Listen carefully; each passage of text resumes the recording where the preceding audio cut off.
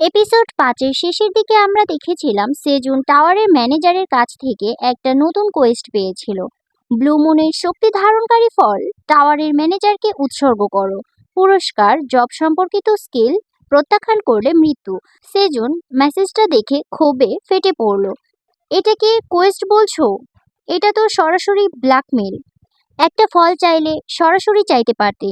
মৃত্যুর ভয় দেখিয়ে কেন নিচ্ছ? কিন্তু রাগ করে কোনো লাভ হলো না, কারণ মেসেজটা বারবার তার সামনে ভেসে উঠতে লাগলো। শেষ পর্যন্ত কাপা হাতে সে ব্লু মুন টমেটোটা তুলে ধরলো। নিন, আমার প্রাণটা অন্তত বাঁচিয়ে রাখুন। ফলটা মুহূর্তেই অদৃশ্য হয়ে গেল।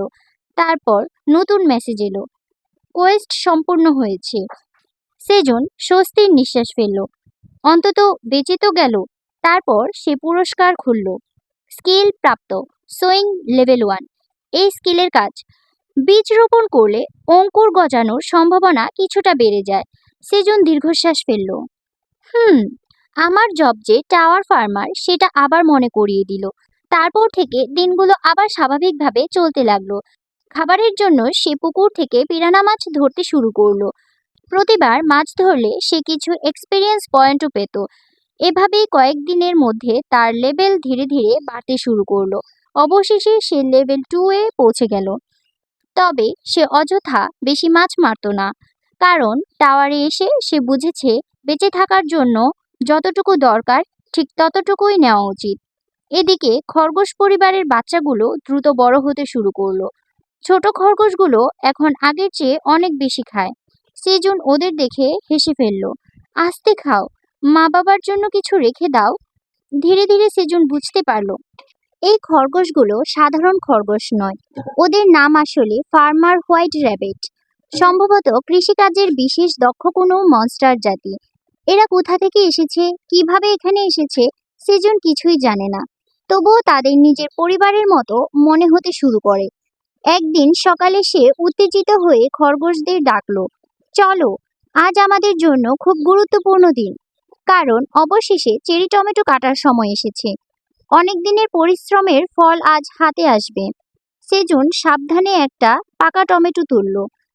তার হৃৎপিণ্ড জোরে ধুকপুক করতে লাগলো। তারপর টুপ, টমেটোটা গাছ থেকে আলাদা হয়ে গেল। সঙ্গে সঙ্গে একটা মেসেজ ভেসে উঠল, আপনি একটি নিখুঁতভাবে পাকা ম্যাজিক্যাল চেরি টমেটো পেয়েছেন। 10 এক্সপেরিয়েন্স পয়েন্ট অর্জিত হয়েছে। সেজন অবাক হয়ে গেল। টমেটোটার তথ্য খুলে দেখল, ম্যাজিক্যাল চেরি টমেটো 10 গ্রাম চর্বি কমায়, 10 মিনিটের জন্য 0.1 এমপি বৃদ্ধি করে, সর্বোচ্চ 10 বার স্ট্যাক করা যায়, শক্তি বৃদ্ধি করে। র্যাঙ্ক ই, চাষি, টাওয়ার ফার্মার পার্ক সেজুন। সেজুন আনন্দে আত্মহারা হয়ে গেল। মানে, আমি সত্যি আইটেম তৈরি করতে পারি। তারপর সে আরো টমেটো তুলতে লাগলো, কিন্তু ভুল করে একটা কাঁচা টমেটো তুলে ফেললো। সঙ্গে সঙ্গে সে বুঝতে পারলো সব টমেটো সমান নয়। পাকা টমেটো তুললে বেশি এক্সপি মেলে, কাঁচা তুললে কম। আর সব এক্সপেরিয়েন্স বাড়ে না, আর জব এক্সপেরিয়েন্সও বাড়ে না। অর্থাৎ সঠিক সময়ে ফসল তোলাও একটা দক্ষতা। এভাবে কাজ করতে করতে হঠাৎ লেভেল আপ। সেজন এখন লেভেল 4-এ, সাথে একটা বোনাস স্ট্যাটাসও পেল।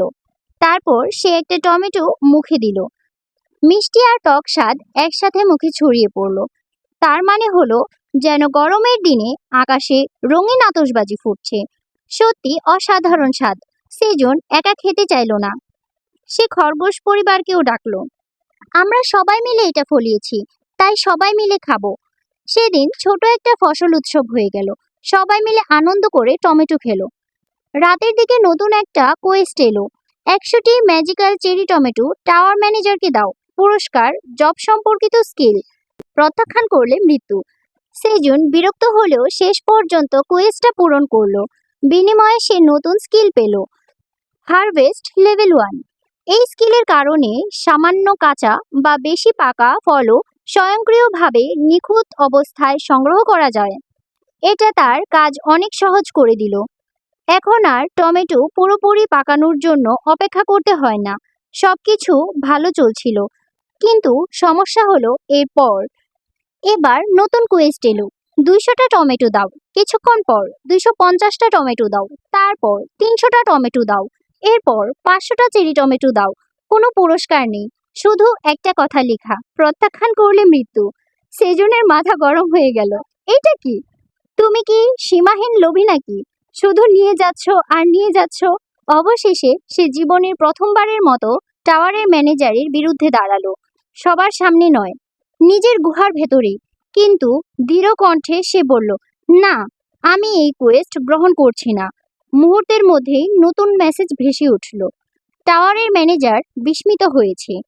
সেই দিন টাওয়ারে হারিয়ে যাওয়া পার্ক সিজন প্রথমবারের মতো টাওয়ারের ম্যানেজারের বিরুদ্ধে বিদ্রোহ করলো।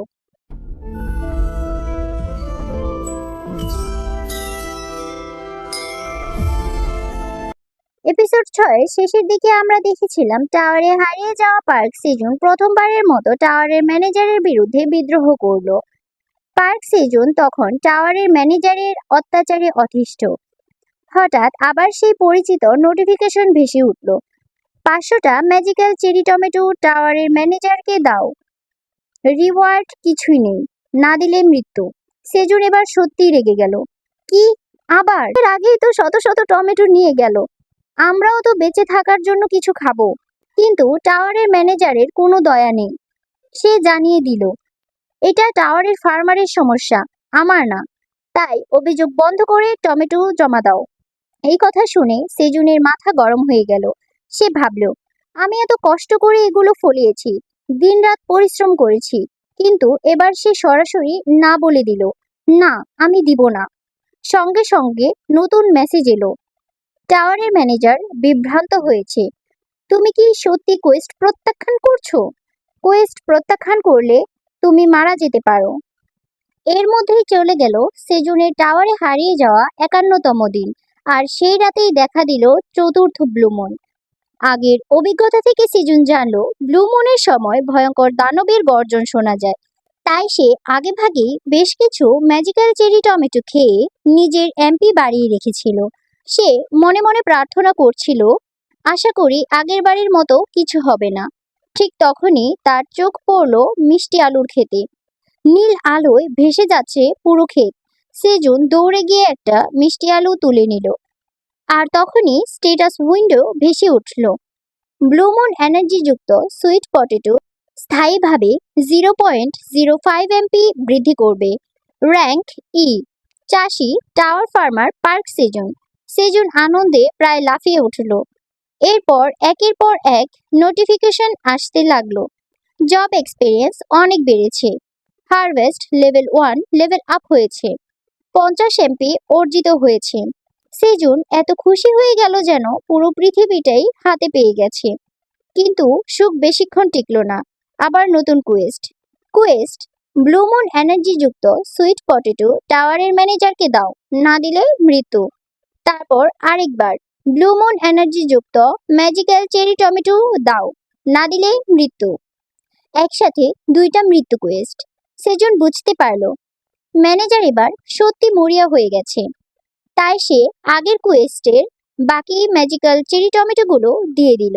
সঙ্গে সঙ্গে মেসেজ এলো, কোয়েস্ট সম্পূর্ণ হয়েছে। টাওয়ারের ম্যানেজার খুব খুশি। কিন্তু সুইট পটেটোর ব্যাপারে সেজুন সেটা দিতে রাজি নয়। সে বলল, পরে দিব, আজকে মাফ করে দাও। ম্যানেজারও আপাতত বিষয়টা ছেড়ে দিল। এবার সেজুনের সামনে রইল সেই বিশেষ মিষ্টি আলু। সে ভাবল, এটা কি করব? পরের মুহূর্তেই উত্তর পেয়ে গেল, কি আর, খেয়ে ফেলবো। তার আগে একটা ব্লু মুন টমেটো খেয়ে নিল। সঙ্গে সঙ্গে তার এমপি স্থায়ীভাবে 0.05 বেড়ে গেল। এবার আগুনে মিষ্টি আলু পুড়িয়ে রান্না করার পালা।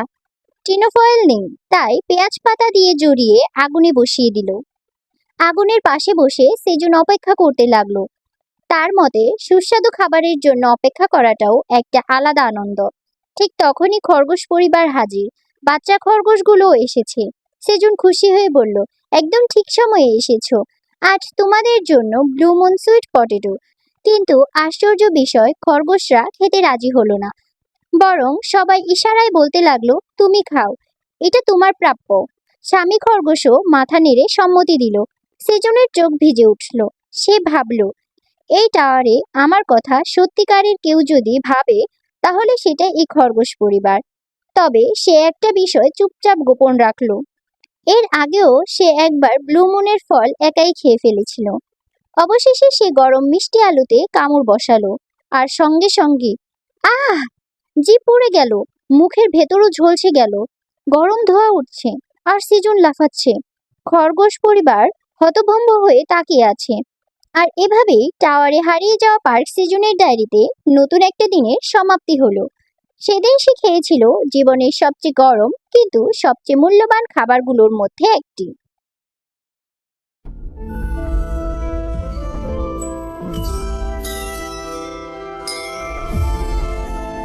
এপিসোড 7-এর শেষের দিকে আমরা দেখেছিলাম টাওয়ারে হারিয়ে যাওয়া পার্ক সিজনের ডায়েরিতে নতুন একটি দিনের সমাপ্তি হলো। সেদিন সে খেয়েছিল জীবনের সবচেয়ে গরম কিন্তু সবচেয়ে মূল্যবান খাবারগুলোর মধ্যে একটি। টাওয়ারে হারিয়ে যাওয়ার পর এখন সেজুনের ছোট্ট খামারটা বেশ বড় হয়ে গেছে। চেরি টমেটো, মিষ্টি আলু, পেঁয়াজ পাতা আর খরগোশ পরিবার সব মিলিয়ে যেন এক অদ্ভুত সংসার।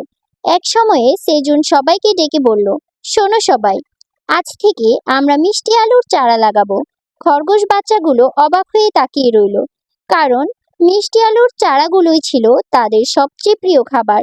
সেজুন কঠিন গলায় বলল, এই চারাগুলো এখন কেউই খাবে না। সঙ্গে সঙ্গে বাচ্চা খরগোশরা মুখ ফুলিয়ে প্রতিবাদ শুরু করলো, কিন্তু সেজন্য ছাড়ার পাত্র নয়। আজ যদি সবাই মিলে চারা লাগাতে সাহায্য করো, তাহলে পরে তোমাদের জন্য বিশেষ নাস্তা থাকবে। বিশেষ নাস্তা কথাটা শুনে পুরো খরগোশ বাহিনী কাজে লেগে গেল। এদিকে সেজুন নিজের খামারও বড় করতে শুরু করলো। সে একটা পেঁয়াজ পাতা ফুল ফোটানোর জন্য রেখে দিল, কারণ তার ধারণা বীজ থেকে ফলানো ফসল হয়তো আরো ভালো আইটেমে পরিণত হবে। ঠিক তখনই সে কিছু পাকা চেরি টমেটো সংগ্রহ করলো। সঙ্গে সঙ্গে একের পর এক নোটিফিকেশন ভেসে উঠল। হারভেস্ট স্কিলের দক্ষতা বেড়েছে, জব এমপি বেড়েছে, 10 এমপি অর্জিত হয়েছে, লেভেল আপ, একটি বোনাস স্ট্যাটাস পাওয়া গেছে। এরপর আরো বড় খবর এলো, টাওয়ার ফার্মার এফ থেকে টাওয়ার ফার্মার ই। সেজুনের জব র্যাঙ্ক বেড়ে গেল। এখন সে আর একেবারে নতুন ফার্মার নয়। খুশিতে সেজুন বলল, চলো আজ সবাইকে বিশেষ নাস্তা খাওয়াই।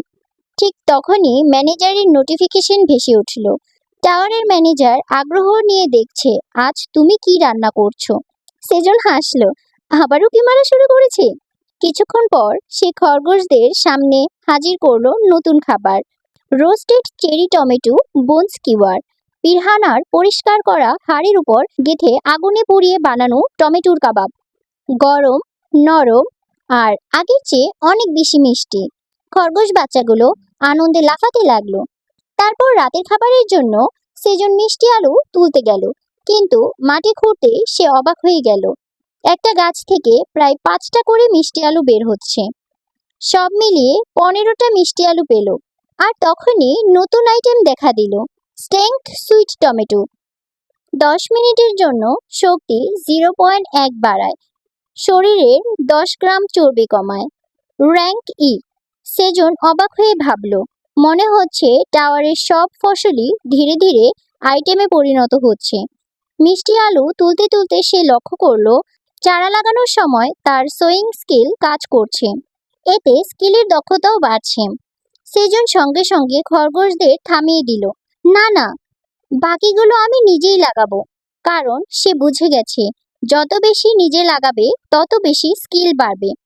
এদিকে অনেক দূরে টাওয়ারের এক গোপন জায়গায় কালো ড্রাগন আইল্যান্ড ফিতা নিয়ে জাদুর মাধ্যমে সব দেখছিল। সে অবাক হয়ে দেখল সেজন আর খরগোশরা মিষ্টি আলু ভেজে খেতে যাচ্ছে। ড্রাগনের চোখ বড় হয়ে গেল, কি, আমার অজান্তে এত মজার খাবার বানাচ্ছে।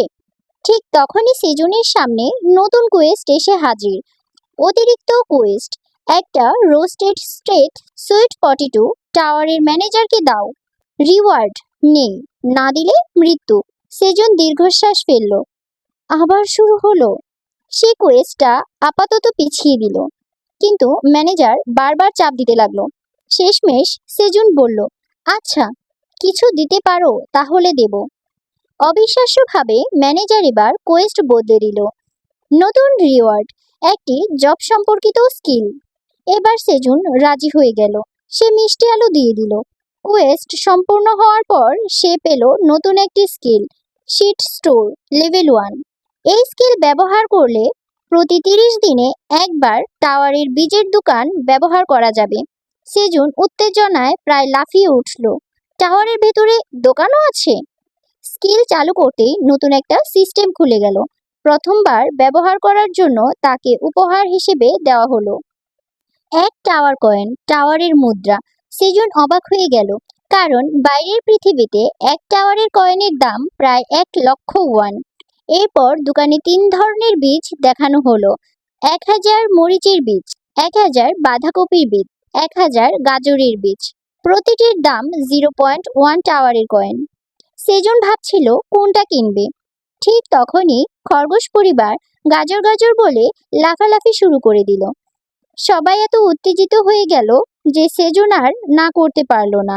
অবশেষে সে নিল 1000 গাজরের বীজ। সঙ্গে পেল 1 পয়েন্ট সিড স্টোর মাইলেজ। ম্যানেজারও খুশি, দোকানও খুশি, খরগোশরাও খুশি, আর সেজনও। সে হাসতে হাসতে বলল, আচ্ছা তাহলে এবার নতুন গাজরের খামার শুরু করা যাক।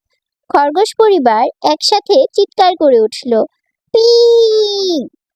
এভাবেই টাওয়ারে হারিয়ে যাওয়া পার্ক সিজনের ডায়েরিতে শুরু হলো নতুন অধ্যায়, তার প্রথম টাওয়ার কয়েন দিয়ে কেনা গাজরের বীজ রোপণের গল্প।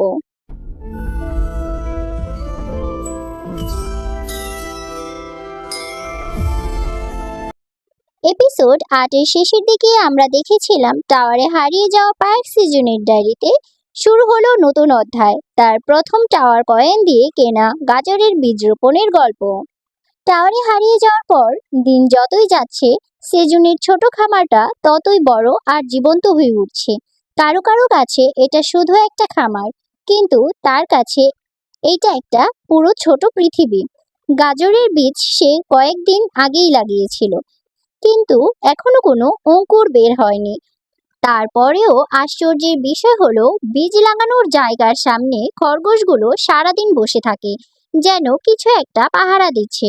সেজন হাই তুলে বলল, আগে একটু ঘুমিয়ে নে, কারণ তার আজকের কাজ ছিল ফুলে পরাগায়ন করা আর পেঁয়াজ পাতা কাটা। ঠিক তখনই ঝপাত একটা ছোট পোকা হঠাৎ করেই সামনে এসে পড়ল। সেজন চমকে উঠে দাঁড়ালো। আরে, এটা আবার কি? পোকাটা মাথা কাত করে তাকিয়ে রইল, আর তারপরেই সে এক অদ্ভুত মিষ্টি অনুভূতি পেল। এটা কি, কোনো মনস্টার, নাকি শুধু একটা পোকা? সে সাবধানে ডাকলো, এদিকে আসো। পোকাটা কাছে এলো, আর তখনই তার নাম দেখা গেল, পয়জন হ্যানিবি। সেজন এক মুহূর্তে থমকে গেল। পয়জন হ্যানিবি? সে ভয়ে চিৎকার করে উঠল। এটা খুব বিপজ্জনক।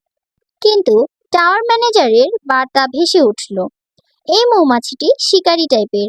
তারা বিষাক্ত স্ট্রিং ব্যবহার করে শিকার ধরে এবং মাংস খায়। সেজন একেবারে শকড। মৌমাছি হয়ে মাংস খায়?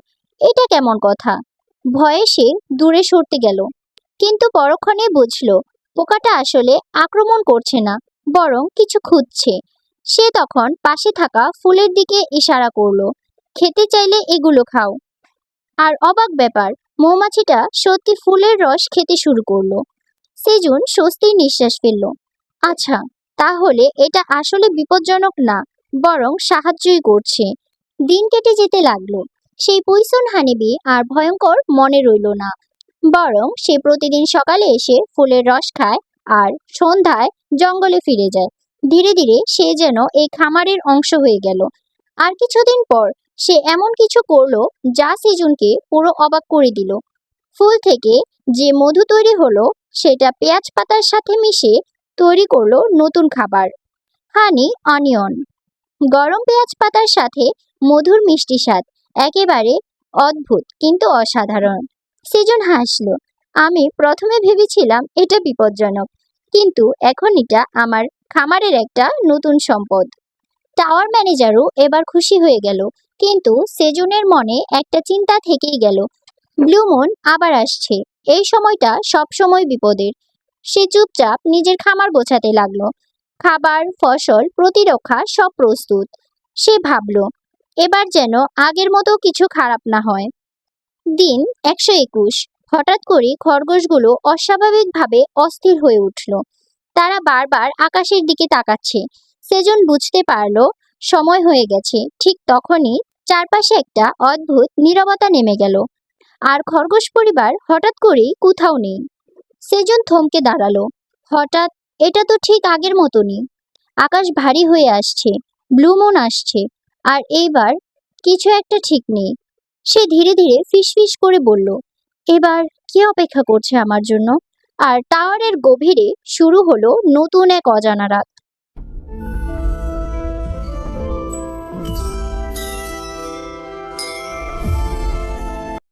আগের পর্বে ব্লু মুনের রাতে সেজনের সবচেয়ে বড় চিন্তা ছিল খরগোশ বাচ্চাগুলোকে নিয়ে। হঠাৎ করে খরগোশ বাবা মা তাদের রেখে চলে গিয়েছিল, আর সেজন ভেবেছিল কোনো বিপদ হয়েছে। কিন্তু শেষ মুহূর্তে সে আবিষ্কার করলো বাচ্চাগুলো আসলেই বড় হয়ে গেছে। সকাল হতেই সেজন আবার তাদের দিকে তাকালো। এখন আর তারা আগের মতো ছোট দুষ্ট বাচ্চা নয়। প্রত্যেকেই আগের চেয়ে বড়, শক্তিশালী এবং অনেক বেশি পরিণত। সেজন অবাক হয়ে বলল, তোমরা সত্যিই বড় হয়ে গেছো। খরগোশগুলো গর্বের সঙ্গে মাথা নাড়ল। তখন সেজন জানতে পারল খরগোশদের জীবনে পঞ্চম ব্লু মুনই হচ্ছে প্রাপ্তবয়স্ক হওয়ার সময়। এরপর একে একে খরগোশগুলো নিজেদের নতুন ক্ষমতা দেখাতে শুরু করলো। একটি সাদা খরগোশ হঠাৎ একটি কাস্তে বের করলো, আরেকটি বের করলো একটি ছোট গাড়ি, তৃতীয়টি পেল পানি দেওয়ার পাত্র, চতুর্থটি পেল কোদাল। সেজন বিস্ময়ে বলল, ও, তাহলে বড় হওয়ার পর তোমরা নিজেদের কৃষি সরঞ্জাম পেয়ে যাও। এখন তারা সত্যিকারের কৃষক খরগোশ। কিন্তু কালো খরগোশটা ছিল একটু আলাদা। তার হাতে ছিল একটি বড় হাতুড়ি। সেজন অবাক হয়ে বলল, এটা আবার কৃষি যন্ত্র হলো কবে? কালো খরগোশ বুক ফুলিয়ে দাঁড়ালো। দেখা গেল সে কৃষক নয়, একজন যোদ্ধা খরগোশ। সমস্যা হলো গুহার ভেতরে যুদ্ধ করার মতো কোনো শত্রুই নেই। তাই সেজন কিছুক্ষণ ভেবে বলল, ঠিক আছে, তাহলে তুমি মাছ শিকার করবে। এটাও এক ধরনের লড়াই। কালো খরগোশ উৎসাহ নিয়ে পুকুরে ঝাঁপ দিল, কিন্তু প্রথম চেষ্টাতেই মাছ ধরার বদলে নিজেই পানিতে পড়ে গেল। সবাই হেসে উঠল। সেজন তার মাথায় হাত বুলিয়ে বলল, চিন্তা করো না, ধীরে ধীরে শিখে যাবে। দিন কেটে যেতে লাগলো। খামারও ধীরে ধীরে বড় হতে লাগলো। এদিকে সেজনের বীজের দোকান আবার খুলল। নতুন বীজের তালিকা দেখে সে কিছুটা হতাশ হলো। তরমুজের বীজ খুব দামি, মিষ্টি কুমড়ার বীজও তার নাগালের বাইরে। শেষ পর্যন্ত সে ভুট্টার বীজ কিনলো, কারণ ভুট্টা দিয়ে অনেক ধরনের খাবার বানানো হয়। সিদ্ধ, ভাজা, এমনকি ময়দা বানিয়েও ব্যবহার করা সম্ভব। অন্যদিকে বিষ মৌমাছিটাও এখন প্রায় পরিবারের সদস্য হয়ে গেছে। প্রতিদিন সকালে আসে, ফুল থেকে মধু সংগ্রহ করে, আর মাঝে মাঝে সেজনের জন্য মধু রেখে যায়। শুরুতে যাকে দেখে সেজন ভয় পেয়েছিল, এখন তাকেই সে আপন মনে করে। সন্ধ্যার দিকে সবাই মিলে খাবার খাচ্ছিল, খরগোশগুলোও খাচ্ছিল। সেজনও বেশ শান্ত মনে দিন কাটাচ্ছিল। ঠিক তখনই খরগোশগুলো হঠাৎ আতঙ্ক হয়ে চিৎকার করে উঠল, পি! সেজন দ্রুত ঘুরে তাকালো। গুহার প্রবেশ পথে একটি অচেনা বিড়াল দাঁড়িয়ে আছে। তার কাঁধে বড় একটা বোঝা, চেহারায় ক্লান্তির ছাপ, কিন্তু চোখে ছিল অদ্ভুত এক ভদ্রতা। বিড়ালটি মাথা নিচু করে বলল, আপনি কি পার্ক সেজন?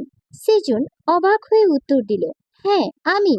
বিড়ালটি হালকা হাসলো, আমার নাম থিউ, আমি একজন ভ্রাম্যমাণ ব্যবসায়ী। সেজন কিছুক্ষণ তার দিকে তাকিয়ে রইল।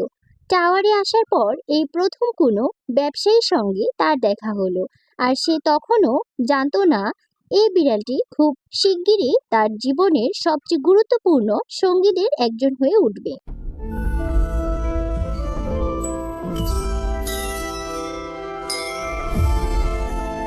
আগের পর্বে গুহার ভেতরে শান্ত জীবনটা হঠাৎ থেমে গিয়েছিল। খরগোশ পরিবার বড় হয়ে নতুন ফার্ম র্যাবিট আর ওয়ারিয়র ব্ল্যাক র্যাবিটে পরিণত হয়েছে। আর সেজন নিজের ফার্মে ধীরে ধীরে নতুন ফসল আর জীবনের সাথে মানিয়ে নিচ্ছিল।